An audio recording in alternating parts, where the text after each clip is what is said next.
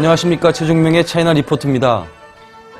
70만 년 전으로 거슬러 올라가면 베이징 원인이 발견된 곳이며 춘추 전국시대 이전 서주의 본국이기도 했던 개나라가 베이징의 역사를 쓰기 시작합니다.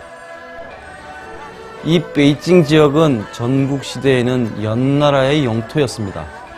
이후 개성이라 불리다가 서기 938년 거란의 요나라가 처음 도읍을 정한 후에 금, 원, 청 등의 북방민족이 중원을 통일하고 수도로 삼기도 했습니다.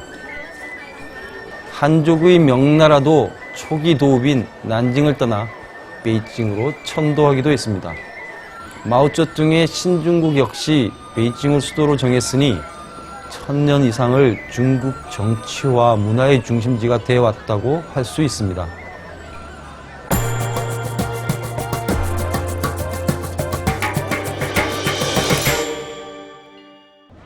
수도 베이징 한복판天安문 광장은 늘 혼잡하고 산만합니다. 1년 내내 관광객들로 북적이기 때문입니다. 게다가 정치 행사라도 있으면 긴장감이 감돌고 검문과 검색이 강화되기도 합니다. 평소에는 전국에서 올라온 관광객들이 중국의 중심지에 온 감회를 느끼는 곳이기도 합니다. 파란 하늘을 배경으로 오성홍기도 걸려 있는데 아침 저녁으로 국기를 개양하고 하강합니다. 그 모습을 보며 많은 사람들이 감동적인 눈물을 흘리기도 합니다. 광장을 지나 구궁으로 향했습니다. 정문인 뉴먼 앞에서는 황제나 황후의 복장을 빌려 입고 사진을 찍기도 합니다. 구궁이 건립된 명나라 시대인 1420년에 이 문도 처음 세워졌다 합니다. 높이 12m에 이르는 웅장한 자태가 600년을 이어온 것입니다. 이 앞에서 입장권을 사야 하기 때문에 언제나 많은 사람들로 복잡한 곳입니다. 문을 들어서면 구궁에서 가장 큰 문인 타이허먼이 보이고 그 앞에 돌다리인 진슈에이 차오가 보입니다. 5개로 갈라진 이 돌다리 아래에는 서쪽에서 동쪽으로 흘러가도록 조성된 궁형의 인공하천이 흐릅니다. 양쪽으로 2곳의 문이 있는데 그중 쩐뚜먼으로 들어섰습니다. 이곳은 중국 최대의 목조 건축물로 황제가 등극하는 즉위식이나 결혼, 황후의 책봉, 전쟁 출정과 같은 공식 행사가 열리는 곳입니다. 쭝허디엔 앞은 앞타투어 내부를 보려는 사람들로 빼곡합니다. 안에는 윤집궐중이라 쓰인 편액이 걸려 있습니다. 불편부담 없이 정도를 걷는다는 의미입니다. 황제가 타이허디엔 행사 전후에 휴식을 취하기도 하고 내각을 접견하며 신하들을 아련하던 곳입니다. 바오허디엔에도 황건유국이라는 편액이 걸려 있는데 황제가 불편부담 없이 중용을 지킨다는 의미이니 쭝허디엔 편액과 비슷한 뜻입니다. 바오허디엔 앞에는 맹수의 얼굴 문양이 손잡이인 항아리가 있습니다. 이건 역시 목조 건물에 화재를 대비해 빗물을 담았던 것입니다. 사람들이 많이 만져서 반들반들해졌습니다. 바오허디엔 뒤쪽에는 거대한 암석이 하나 있습니다. 길이가 16.57m, 너비가 3.07m, 두께가 1.7m고 200톤이 넘는 암석입니다. 암석에는 구름을 뚫고 날아가는 용의 형상이 새겨져 있습니다. 이름하여 윈룽 석조인데 50km나 떨어진 곳에서 옮겨온 곳이라고 합니다. 황제의 대전을 지나면 황제와 황후가 거처하던 곳으로 이어집니다. 첸칭먼 앞은 동과 금으로 제작된 사자 한 쌍이 지키고 있습니다. 왼손으로 새끼 사자를 누르고 있는 쪽이 암컷 사자이고 둥근 공을 오른손으로 누르고 있는 쪽은 수컷 사자라고 합니다. 첸칭궁은 침궁으로 외국 사신을 접견하기도 했습니다. 가로 9칸, 세로 5칸 크기인데 처마 아래 화려한 지붕 받침에는 황제의 상징인 용문이 채색이 세월이 흘렀음에도 찬란한 빛을 발하고 있습니다. 정대 광명 편액과 금빛 용이 휘감고 있습니다. 황제와 황후의 침실을 지나면 황궁 후원에 이릅니다. 12,000평방미터 규모의 땅이 많은 정자와 나무, 풀, 연못 그리고 인공산으로 꾸며져 있는 아름다운 곳입니다. 입구인 티엔이먼은 세상의 만물은 물로 이루어져 있다는 역경의 천일생수에서 따온 듯합니다. 구궁 북문을 나서면 붉은 성벽이 길게 뻗어 있습니다. 인공하천이 흐르는 난공불락의 성벽입니다. 명나라 이래 이 황궁은 전쟁으로 함락된 적이 한 번도 없습니다. 그래서 세계 최대의 황궁다운 온전한 모습을 간직하고 있는 것입니다.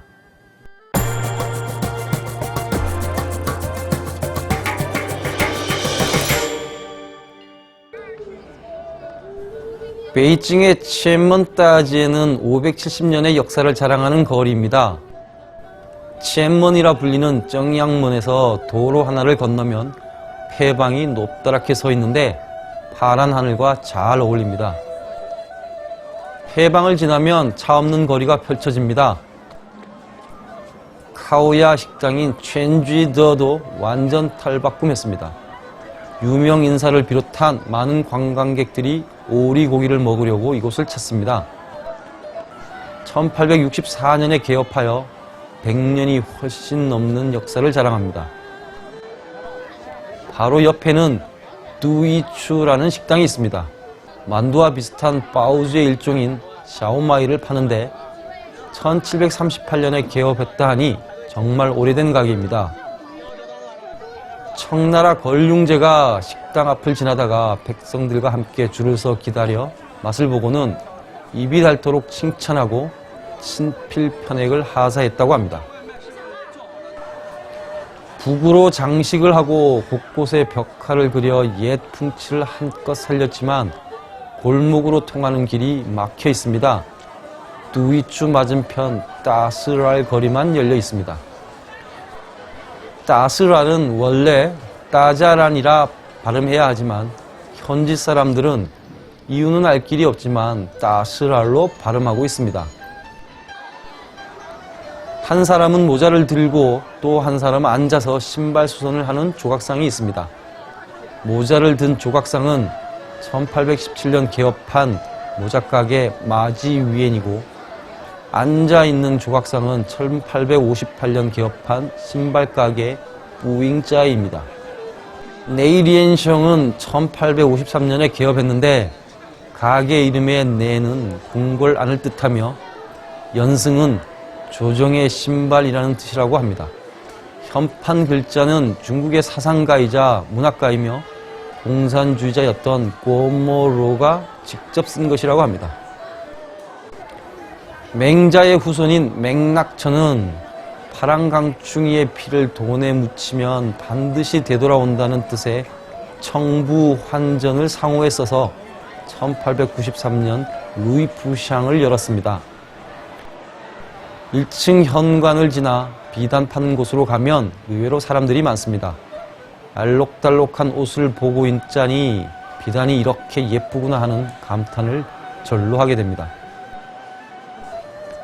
따스랄에는 1669년에 문을 연 약국인 퉁런탕과 1908년에 만든 찻집인 짱이위엔도 있습니다.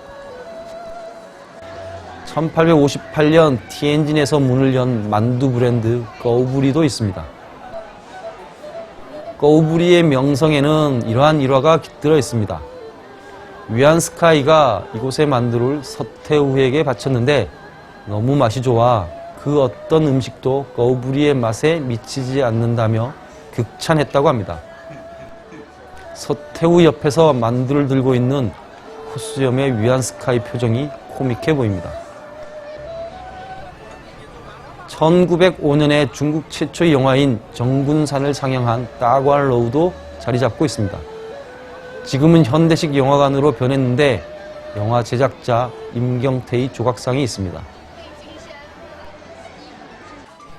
따스랄 거리 중간에 있는 골목으로 들어가면 토속 음식들의 냄새가 코를 찌릅니다. 휘황찬란한 거리를 조금 벗어나면 서민들의 삶이 녹아있는 맛깔나는 동네가 있습니다. 잼빙도 부치고 옥수수도 찌고 감자도 볶고 러우빙도 튀겨 팝니다. 러우빙 파는 가게에 동그랗게 생긴 마투알이 있습니다. 찹쌀을 반죽해 깨를 입혀 기름에 튀긴 것입니다. 골목 구석에는 역사와 전통을 자랑하는 서민적 음식점인 바오뚜펑이 있습니다. 바오뚜는 소와 양의 내장을 재료로 만든 요리로 청나라 말기부터 대중적으로 인기를 끌었다고 합니다. 양고기는 주로 서역에서 온 회교 무슬림들의 전통 음식입니다. 펑씨가 만든 바오뚜 가게도 회교의 상징인 칭전 두 글자와 함께 바이니엔 라우디엔 중화밍 샤오츠라고 선명하게 쓰여 있습니다. 따하이 식당 앞에 사람들이 줄을 섰습니다. 베이징 짜장면도 팔지만 주 종목은 루주 호샤오입니다. 토속 음식인데 청나라 말기 광서저 때 궁중에서 만들어 먹던 음식입니다. 큰 통 속에 갖가지 내용물을 하나씩 끄집어내더니 묵직하고 둔탁해 보이는 주방칼로 잘게 썰고 있습니다. 두부도 있고 창자와 허파, 비계나 속살도 있습니다. 허샤오란 말이 불에 굽는다는 말이니 두부나 고기를 구운 후에 국물에 푹 담그는 듯합니다. 약간 연갈색 빛깔이 도는 국물에서는 토속적인 냄새가 풍깁니다. 혹시 양고기냐고 했다가 주인에게 혼났습니다. 어떻게 돼지와 비교하냐는 것입니다. 베이징에는 진귀한 먹거리가 많은데 왕푸지응 포장마차 거리가 대표적입니다. 전국 각지에 다양하고 독특한 먹거리가 집합해 있습니다. 딱 보면 재료가 무엇인지 알 수 있기도 하지만 전혀 낯선 것도 많습니다. 너무 맛있어 스님도 담을 넘어간다는 포차오 창이 있으며 과일로 만든 사탕 과자인 탕후루도 있습니다. 얼음처럼 차게 해서 먹는 젤리인 빙라오도 군침이 돌고 구운 옥수수인 하오위미도 먹고 싶어집니다. 소나 양의 내장을 섞어 탕으로 만든 짜수이 탕이나 발효시킨 두부인 처우더푸는 왠지 쉽게 손이 가지 않습니다. 전갈, 커다란 번데기, 잠자리까지 꼬치로 만들어 파는데 그것들 역시 쉽게 손이 가긴 어려운 음식들입니다. 궁중의 간식으로 검은 쌀로 만든 죽인 꾸이화주 미조우나 파트로 만든 홍도우샤는 한 그릇 맛봐도 좋습니다. 신선한 우유를 뜨거운 불에 익혀 응고시킨 후에 설탕을 넣어 만든 짜시엔나이는 어떤 맛일까 궁금해집니다. 양고기나 소고기, 오징어를 불에 데친 꼬치도 입맛을 당깁니다. 구운 빵 속에 고기를 햄버거처럼 넣어서 만든 샤오빙 짜로우, 문어를 넣고 익혀낸 짱미 샤오안즈, 녹두를 묵으로 만든 차오먼즈, 구운 만두인 젠자오, 하얗게 생긴 중국식 소세지인 관창 등은 부담없이 맛이 좋아 보입니다. 후식으로 먹기 좋은 쌀국수인 꼬차오 미셴이나 거품차라고 부르는 파오파오차는 입가심으로도 좋아 보입니다. 생구를 구워 파는 카오셩하오나 오줌싸기라는 이름이 붙은 소고기 완자 싸뉴뉴와는 한자도 어렵고 맛도 분간이 어렵습니다. 마라탕은 매운 양념 국물에 완자, 야채, 버섯, 두부 등을 넣어서 만듭니다.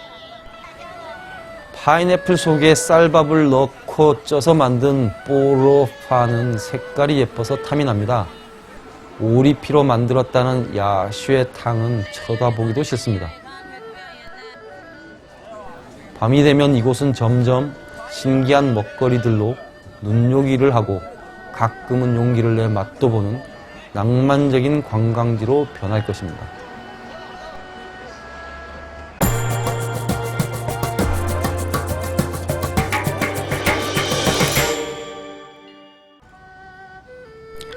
베이징에는 무수히 많은 옛 골목길인 후퉁이 있습니다. 골목길의 정서가 많이 사라지고 있기는 하지만 여전히 수천 개의 후퉁이 있습니다.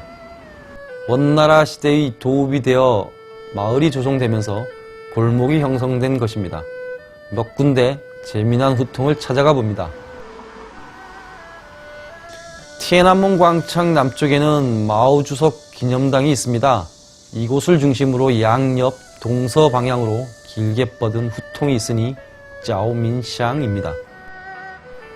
신중국 후 광장 한가운데 기념당이 들어섰지만 원래는 총 길이가 3km가 넘는 가장 긴 후통으로 알려져 있습니다. 뚱짜오민샹에는 청나라 시대의 외국 귀빈들을 위한 영빈관이 있었고 서양 열강이 진출할 후에는 대사관저와 은행들이 들어섰습니다. 똥자오민샹이 끝나는 곳에서 계단을 내려서면 티에난먼 광장입니다. 광장으로 나서서 마오 주석 기념당을 가로질러 다시 서쪽으로 가면 시자오민샹입니다. 이곳은 청나라 때에는 행정부서가 있었고 민국 초기에는 중국 은행들이 있었던 곳이라고 합니다. 비교적 서민적인 주거지역으로 변했으며 골목 사이사이 조그만 골목들마다 별의별 이름의 골목이 연결되어 있습니다. 이번에는 가장 거리가 짧은 후통을 찾아갑니다. 체문을 마주보고 옛 상가거리인 따스라를 지나 양메이주 시에제의 골목을 지나갑니다. 너무 짧아 결국 양메이주 시에제에 편입됐다는 이츠따제의 흔적을 찾을 수 있을지 모르겠습니다. 류리창 동쪽 끝과 연결되어 있다는데 도무지 이츠따제의 흔적을 찾아볼 수 없습니다. 세 갈래 길에 있는 골동품 가게 화루이짜이 앞에 있는 할아버지에게 물었는데 정말 신기하게도 한 번에 찾게 된 것입니다. 이곳을 아는 사람이 지금은 거의 없다고 합니다. 유명한 후통이었는데 바뀐 지가 오래됐다고 하면서 내가 이곳을 찾는 것이 뜻밖이라는 반응입니다. 스산포 쪼따올러라며 어른걸음 거리로 13보만 걸으면 된다고 합니다. 전봇대까지 가장 거리가 짧은 후통 이츠따지엔 것입니다. 단 한자 정도로 짧은 후통 이름인데 큰 길이라는 뜻의 따제라는 이름을 붙였으니 해학적이라는 생각이 듭니다. 골목의 구조를 보면 딱 13보만의 거리만큼 절묘하게 세 갈래 길 사이에 남겨져 있습니다. 골목길이 가장 좁다는 샤오라바를 찾아갑니다. 치에몬 따제를 지나 융안루에 있다는 정보만 알고 갔는데 금방 찾았습니다. 빨간 바탕에 흰색 글씨로 따라바 간판이 보입니다. 라바는 나팔이라는 뜻으로 한쪽은 넓고 갈수록 점점 좁아진다고 해서 붙여진 이름이라고 합니다. 큰 나팔이 있으니 작은 나팔도 있을 것입니다. 오밀조밀한 골목을 들어서면 복잡한 미로 같은데 유난히 조그만 골목이 아무래도 수상합니다. 안으로 들어가니 아주머니가 빨래를 하고 있어서 물었더니 한 발자국만 더 가라고 합니다. 과장이 약간 심한 듯 했는데 몇 발자국 들어서니 전봇대 하나가 우뚝 서 있고 바로 사람 한 명이 간신히 통과할 만한 좁은 길이 보입니다. 전봇대 굵기의 2배 정도인 약 60cm 너비이니 한 사람 겨우 지나갈 정도입니다. 전봇대가 바로 나팔 부는 작은 구멍쯤 되나 봅니다. 입김 따라 나팔 속으로 빨려들 듯 조심스레 걸어갑니다. 이 좁은 곳에 집 한 채가 있습니다. 사회적 신분을 나타내는 먼 땅 후뚜이가 있고 복과 이익이 100년 지속되라는 부적이 붙어 있습니다.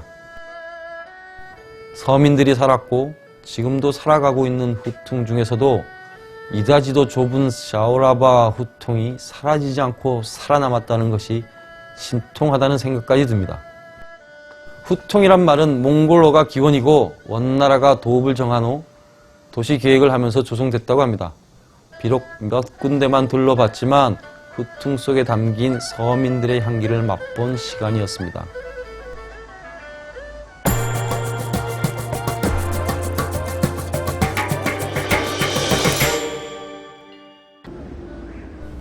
베이징 후팡루에는 경극을 전문으로 하는 극장인 후광회관이 있습니다.